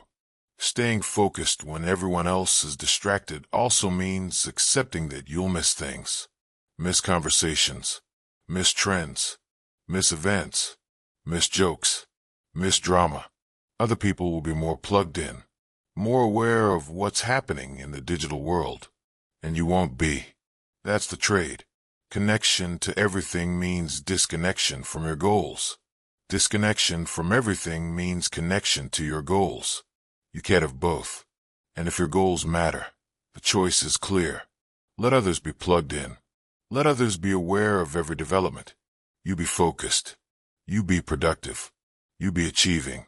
When your goals are reached, when your life is transformed, you won't regret missing those conversations. But if you sacrifice your goals for constant connection, You will regret it. Choose accordingly. Focus also means managing your energy. You can't focus when you're exhausted, when your brain is tired, when your body needs rest. So the decisions you make about sleep, nutrition, exercise, these all impact your ability to focus. Staying up late scrolling destroys tomorrow's focus. Eating poorly drains your mental energy.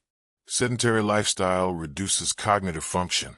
If you want to maintain focus, you have to maintain the physical and mental foundation that makes focus possible.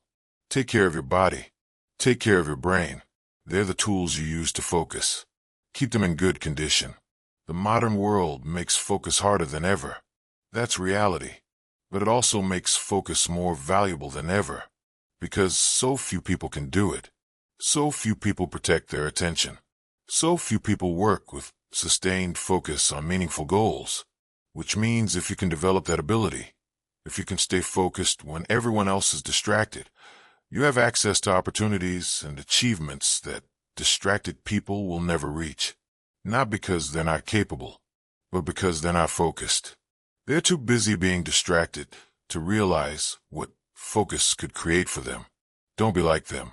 Protect your attention. Guard your focus. And while everyone else is consuming, you be creating. While everyone else is distracted, you be focused. That's how you build something significant in a world full of distraction. One focus block at a time. Chapter 9. Your silence is your strategic advantage. Most people don't realize this. They think speaking up is strength. Making announcements is confidence. Being vocal is leadership. But real strategic power often lives in silence, in withholding information, in keeping plans private, in moving without broadcasting movement. This isn't secrecy for the sake of being mysterious. It's operational security for protecting your goals from interference. Think strategically about information. Every time you share a goal, a plan, an intention, you give away information, and information can be used against you. Not always maliciously. Sometimes just through carelessness. Someone shares what you told them. Someone else offers unwanted advice. Someone questions your approach. Someone suggests obstacles you haven't considered. None of this helps you. All of it can hurt you, because now your mental energy is spent managing other people's reactions to your plans rather than executing those plans. Your silence prevents this.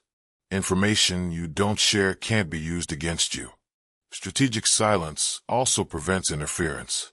People interfere in subtle ways when they know what you're doing. They offer suggestions that distract you from your plan. They share their doubts, which plant seeds of doubt in you. They compare your approach to someone else's approach. They question your timing, your methods, your decisions. All of this is interference. And while they might think they're helping, they're actually hindering. But if they don't know what you're doing, they can't interfere. Your silence protects your execution from well-meaning interference that disrupts momentum. Competition is another factor. In business, in career advancement, in any competitive field. Information about your plans, your strategies, your moves gives competitors advantage. They can prepare. They can counter. They can move first if your timeline becomes known. But silence keeps competition guessing. They don't know what you're working on, what you're planning, when you'll move. That uncertainty is advantageous. You know what you're doing. They don't. That information asymmetry is power, and you maintain it through strategic silence. Silence also prevents premature judgment. When you announce plans early, people judge them with incomplete information. They don't see the full picture, don't understand all the factors, don't know all the preparation you've done. Their judgment is based on partial information, which means it's likely wrong. But once formed, those judgments become difficult to change. People anchor to their first impression.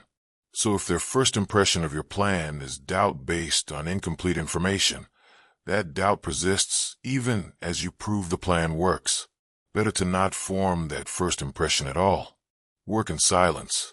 Let the result be their first impression. Then their judgment is based on outcome, not speculation. Consider how much mental energy is saved by not explaining yourself. Every explanation takes time, takes thought, takes emotional energy, especially when explaining to someone who's skeptical. You have to craft arguments, anticipate objections, provide evidence, justify decisions. That's exhausting, and it's completely unnecessary. Your goals don't require other people's understanding or approval. So why spend energy trying to obtain them? Silence saves that energy, redirects it toward execution, toward work, toward progress. That's a strategic advantage. Your energy spent on work rather than explanation. Silence also creates mystery, and mystery is psychologically powerful. When people don't know what you're doing, their imagination fills in the gaps, often with assumptions that make you seem more interesting or capable than open book sharing would. The person who shares everything is easily understood, easily categorized, easily dismissed. But the person who shares little, they're interesting, mysterious, harder to categorize, harder to dismiss. That mystery creates a kind of respect that transparency doesn't. Not because mystery is inherently better, but because it prevents the casual dismissal that comes from feeling like you fully understand someone. Your silence also protects you from commitment pressure. When you announce a goal publicly, you create social pressure to achieve it. Some people work well under that pressure. Most don't. Most find that pressure creates anxiety, not motivation. Creates fear of public failure rather than excitement about achievement. And that fear can actually hurt performance. You start making decisions based on how they'll look rather than what will work. You avoid necessary risks because you're afraid of having to explain failure. Your decision-making becomes compromised by concern about public perception. But if nobody knows about the goal, that pressure doesn't exist. You're free to take necessary risks. Free to fail and adjust without explaining. Free to make decisions based purely on what will work, not what will look good. Strategic silence isn't about being secretive for the sake of secrecy. It's about controlling information flow in ways that serve your goals. Some information should be shared with specific people at specific times for specific reasons. But most information doesn't need to be broadcast, doesn't need to be public. Doesn't need to be shared with everyone. And distinguishing between information that should be shared and information that should remain private, that's strategic thinking. Most people share indiscriminately. Everything goes public. Every thought, every plan, every development. That's not strategy. That's lack of discretion. Think about military operations. They're planned in secret, executed with operational security. Information is shared on a need-to-know basis. Why? Because information leaked to the enemy compromises the mission. Your goals might not be military operations, but the principle applies. Information leaked to wrong people at wrong times can compromise your goals. Silence is operational security for your personal missions. It protects your strategy until you're ready to execute it. At which point the strategy reveals itself through results, not announcements. Silence also filters relationships. Notice who respects your boundaries when you're not sharing everything, who accepts that some things are private, who doesn't press for information, who trusts you to share when ready. These people respect your autonomy, respect your judgment, respect your process. They're keepers. But also notice who can't accept silence, who demands explanations, who gets offended by privacy, who makes your silence about them rather than about your process. These people don't respect boundaries, don't respect your autonomy. The silence reveals this, and that information is valuable. It helps you identify who should have access to your inner world and who shouldn't. Your silence also builds discipline in other areas. When you can resist the urge to share, you're exercising impulse control. That impulse control strengthens your overall discipline because the urge to share is strong, especially in moments of excitement or progress. Resisting that urge repeatedly builds the muscle of delayed gratification, of controlling impulses, of acting with discipline rather than reaction. And that muscle gets used everywhere. In your work, in your habits, in your decisions. Silence, strategic silence, is training and discipline that benefits every area of your life. Understand that strategic silence doesn't mean permanent silence. It means selective sharing at optimal times. When you've achieved something, sharing it can inspire others, can build your reputation, can create opportunities. Strategic silence isn't about never sharing. It's about not sharing prematurely, not broadcasting plans that haven't produced results yet, not announcing intentions that haven't been proven through action yet. Wait until there's something substantial to share. Then share strategically, with purpose, with intention, not impulsively, not constantly, strategically. Your silence is power. It's protection. It's strategic advantage in a world where most people broadcast everything. While others are sharing plans, you're executing them. While others are announcing intentions, you're achieving them. While others are seeking validation through updates, you're building results that validate themselves. That's strategic silence. That's operational security. That's how you move in ways that can't be interfered with, judged prematurely, or sabotaged by people who don't even realize they're sabotaging. Protect your plans with silence. Let your results speak when they're ready. That's strategy. That's advantage. That's how you win while others are still talking about winning. Chapter 10. Win big without announcing a single move. Win big without announcing a single move. That's not just strategy. It's maturity. Focus. Understanding that real success doesn't need stages, audiences, or commentary. The person who wins quietly isn't less proud of their achievement. They're just secure enough not to need external validation of it. Their satisfaction comes from the achievement itself, not from other people's reaction to the achievement. And that internal satisfaction is deeper, more lasting, and more meaningful than applause ever could be. Winning without announcement also means you're moving based on your own timeline, not anyone else's expectations. When you announce what you're doing, you create deadlines in other people's minds. They expect to see results on their timeline, not yours. And when results don't appear as quickly as they expected, they assume you failed or quit. That assumption can create pressure, doubt, and distraction. But when nobody knows what you're working on, there are no external expectations about timing. You can take as long as necessary to do it right, to build it properly, to achieve the result you're aiming for rather than rushing to meet someone else's timeline. Think about what winning without announcement actually looks like. Someone's overweight. They decide to change. They don't post about it. Don't announce it. Don't document the journey. They just work. Diet. Exercise. Consistency. 6 months later, they show up 50 pounds lighter. The transformation is undeniable. People are shocked. What happened? How did you do this? But there's no need to explain. The result speaks entirely on its own. That's winning without announcement. The result is so obvious that the process doesn't need explanation.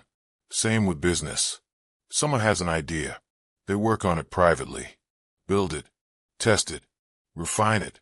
No posts about the journey. No updates about progress. Just work. 2 years later, they launch. The product is polished. The business works. Revenue is real. Success is undeniable. People wonder where this came from, how they did it. But again, no explanation needed. The successful business speaks for itself. That's winning without announcement. The outcome is proof enough.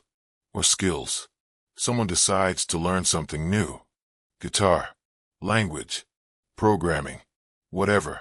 They practice daily. In private. No videos of practice sessions. No posts about progress. Just consistent private effort. Year later, they're skilled. Can perform. Can converse. Can build. The skill level is obvious. Impressive. And nobody watched them develop it. They just showed up skilled. That's winning without announcement. The demonstration of the skill is all the proof anyone needs. The pattern is consistent. Private work creating public results. not public process creating public results. The work stays private. The struggle stays private. The difficulty stays private. Only the result becomes public. And that result, arriving without warning, without gradual progress reports, has impact that documented journeys never achieve.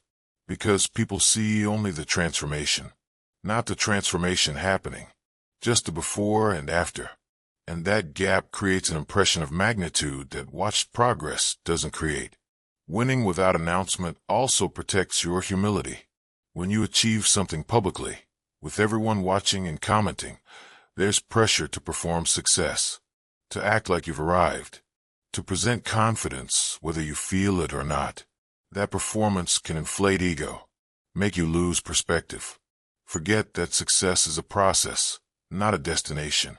But when you win privately, when you achieve something only you and maybe a few close people know about, humility is easier to maintain. You know the struggle it took. You remember the setbacks. You're aware of the luck and help involved. That awareness keeps you grounded in ways public success often doesn't. There's also practical advantage to winning without announcement. When people don't know what you've achieved, they can't ask you to give it up. Can't ask for favors based on your success. Can't expect you to maintain a lifestyle or image based on their perception of your achievement. You maintain control of your success because you control who knows about it. That privacy is protective. It prevents the complications that come with public success while still allowing you to enjoy private success. Consider also that silent wins compound differently than announced wins. Announced wins create expectation. Everyone knows you succeeded once. Now they expect you to succeed again, possibly bigger. That expectation can be motivating for some. For others, it's pressure that interferes with the next goal. But silent wins? You know you won. That builds confidence. That proves to yourself that you can achieve difficult things. But nobody else knows. So there's no expectation. You're free to attempt your next goal without the weight of others' expectations. And if this next attempt fails, nobody knows. You learned. You adjust. You try again. All without public failure. That freedom to fail privately while succeeding publicly is strategically valuable. Winning silently also means your motivation stays pure. You're not working for applause, not working for likes, not working to prove anything to anyone. You're working because the goal matters to you, because you want the result, because achieving it will make you better. That purity of motivation creates better work, better decisions, better outcomes. Because you're optimizing for actual success, not for the appearance of success, for real results, not impressive-looking process. That difference matters enormously in terms of the quality of what you build. There's something powerful about the person who doesn't need to broadcast their wins, who achieves and then just moves on to the next goal without celebration or announcement. That person isn't cold, isn't emotionless. They're just secure. Secure enough that external validation of their achievements isn't necessary. The achievement itself is enough. That security, that self-sufficiency, is rare, and it's intimidating to people who need constant validation, because it reveals that validation isn't actually necessary. It's just a habit, a weakness even. And the person who's broken that habit, who's overcome that weakness, they operate at a level most people never reach. Winning big without announcement also teaches you something critical. You don't need permission to be successful. Not from society. Not from your community. Not from your family. Not from anyone. You can just succeed. Build your life. Achieve your goals. Transform yourself. All without asking permission or seeking approval. That independence, that self-authorization, is one of the most powerful realizations you can have. Because once you understand that you don't need external permission or validation to succeed, nothing can stop you. Your goals become about you and your standards, not about meeting others' expectations or gaining their approval. That shift in orientation, from external to internal, is what allows for sustained excellence over time. The person who wins silently also handles success better, because their identity isn't wrapped up in public perception of their success. Their sense of self isn't dependent on others' admiration. Their confidence doesn't come from being recognized. So when inevitable setbacks happen, when the next goal proves harder than expected, when failure arrives, they handle it better. Their self-worth isn't tied to public success. It's tied to private effort, to internal standards, to personal growth. That foundation is stable in ways public validation never is. Because public validation is fickle, changes with trends, depends on others' moods and opinions. But internal validation? That's stable. That's controllable. That's sustainable. So win big. Achieve significant things. Transform your life. Build something impressive. But do it quietly. Without announcement. Without updates. Without commentary. Just do the work. Make the progress. Achieve the goal. Then, when you're ready, when the win is complete, share if you want. Or don't. Either way, you'll know what you accomplished. You'll have the result. You'll have the growth that achieving it required. You'll have the confidence that comes from knowing you did something difficult. That knowing, that internal certainty, that's worth more than any amount of external recognition. That's real winning. That's lasting success. That's how you focus in silence and win in public. Not by announcing the win, but by being the win. By embodying the transformation. By showing up different. Better. Improved. Let people notice. Let them wonder. Let them ask. But you just keep moving. Keep building. Keep winning. Silently. Strategically. Completely. That's the way. Conclusion. The discipline of silence becomes the power of results. We've reached the end of this audiobook. And if you've made it this far, you're already different from most people. Most people don't finish things. Don't commit to full completion. Don't have the patience to see something through. But you did. And that completion, that follow-through, that's a small proof of the exact discipline this audiobook has been teaching. You showed up. You stayed. You finished. Without announcement. Without audience.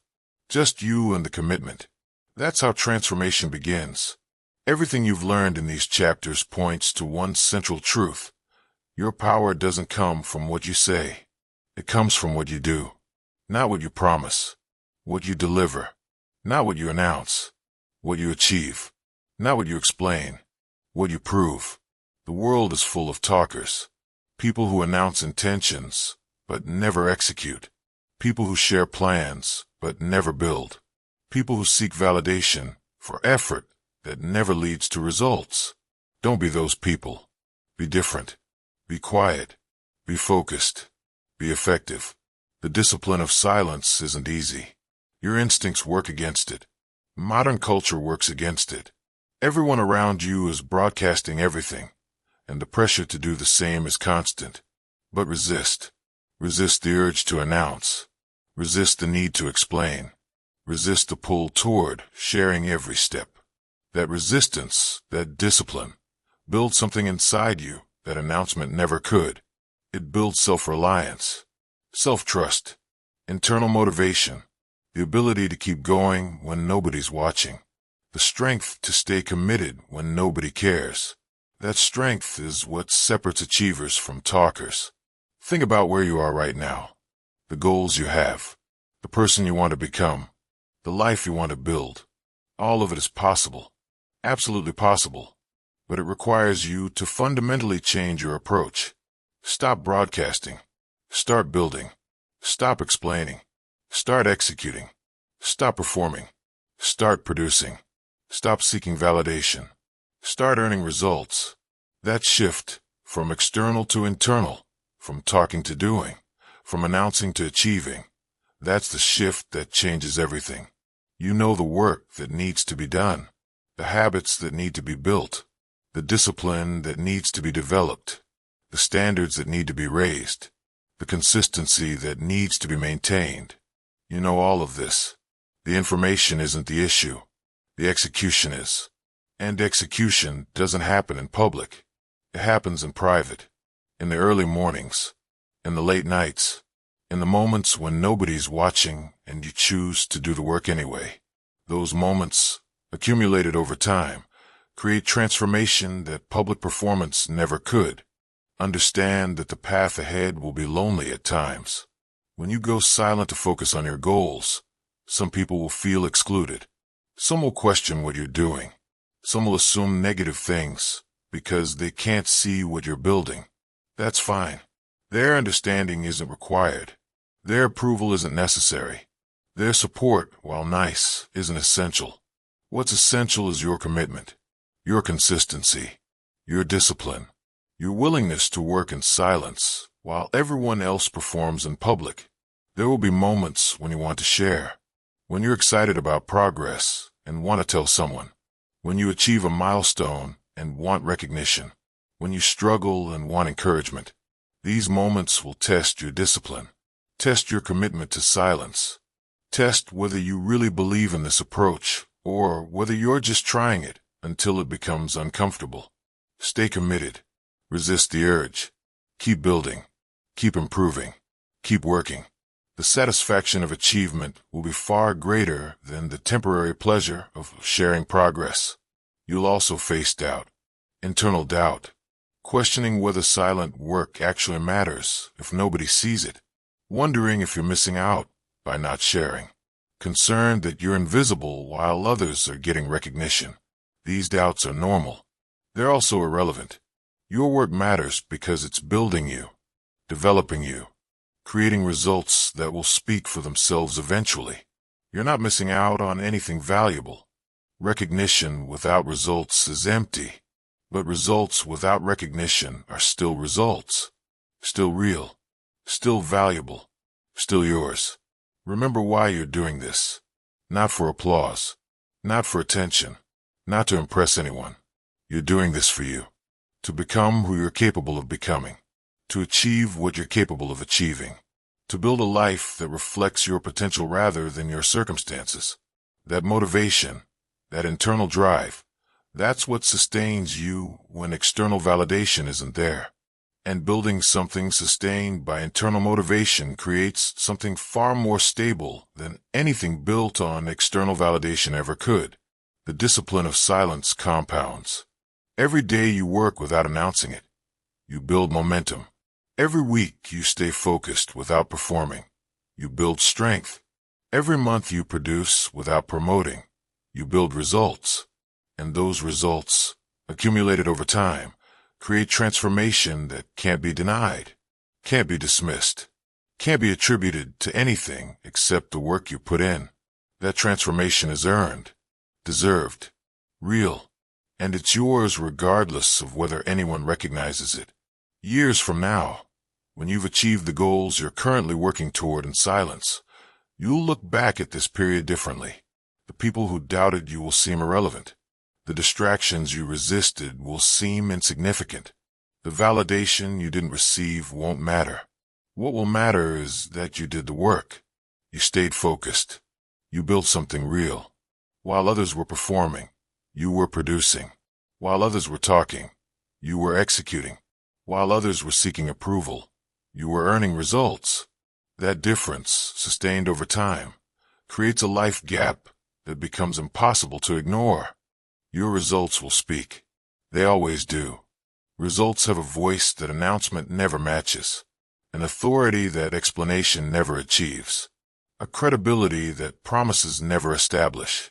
When you show up transformed, when your work speaks for itself, when your achievements are undeniable, nobody needs to ask if you were serious. Nobody questions your commitment. Nobody doubts your discipline. The results answer every question. Silence every critic. Prove every point. That's the power of focusing in silence and winning in public. The silence protects the work. The work produces the results. The results speak for themselves. So close this audiobook and open your life to transformation. Stop telling people what you're going to do. Start doing it. Stop announcing your plans. Start executing them. Stop explaining yourself.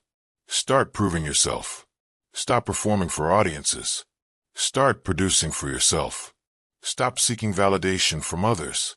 Start validating yourself through consistent effort and real results. That's the path. That's the process. That's how you transform from someone who talks about change to someone who embodies it. Never tell people what you do. Focus in silence. Win in public. That's not just a strategy. It's a lifestyle, a discipline, a commitment to doing rather than talking, to building rather than broadcasting, to achieving rather than announcing. And when you live this way consistently, when you make silence your default and results your proof, you develop a kind of power that public performers never access. The power of knowing you can achieve difficult things because you've done it before. The power of self-trust earned through private discipline. The power of results that speak louder than any announcement ever could. Your transformation starts now. In silence. In focus. In commitment to doing rather than telling. The world doesn't need more talkers. It needs more doers. More builders. More people who shut up and get to work. Be that person.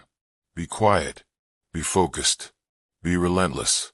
And let your results say everything that needs to be said. That's how you win. Not loudly. Quietly. Completely. Finally. Go build your life. In silence. The results will speak when they're ready. And when they speak, everyone will listen.